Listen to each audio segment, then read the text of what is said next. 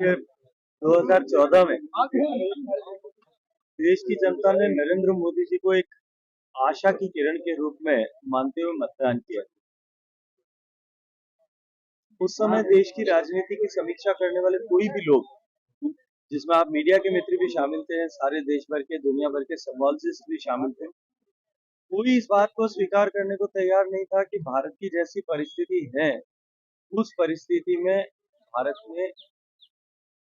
किसी एक पार्टी को पूर्ण बहुमत की सरकार बनाने का अवसर जनता देगी या बना सकेगी। लेकिन देश की जनता ने अब की बार 272 का पार का नारा जब 2014 में दिया था, उसको न केवल पूरा किया, अब तो उससे ज्यादा सीटें देकर के नरेंद्र मोदी जी को प्रधानमंत्री बनने का अवसर प्रदान किया। 2019 में 5 साल तक नरेंद्र मोदी जी ने जिस तरह से जनता का विश्वास अर्जित किया, देश का सम्मान बढ़ाया, गरीब का जीवन परिवर्तित किया, जब देश के भारतीय जनता पार्टी के नेतृत्व ने यह तय किया कि और नारा दिया कि अब की बार 300 के पार था, वही इसी तरह का प्रश्न और संशय आपके मन में कौनता था।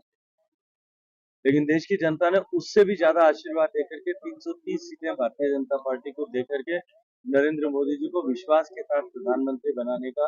अवसर दिया। अब की बार देश को विकसित करने की आधारशिला और आम जन में देश विकसित हो सकता है, ये विश्वास स्थापित करने के बाद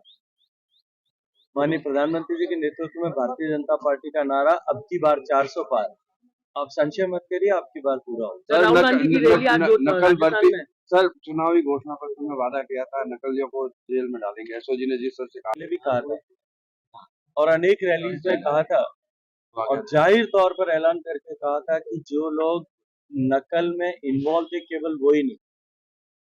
जो लोग नकल के माध्यम से पिछले दरवाजे से नौकरियों में गए, उन सब के खिलाफ भी कार्रवाई करेंगे।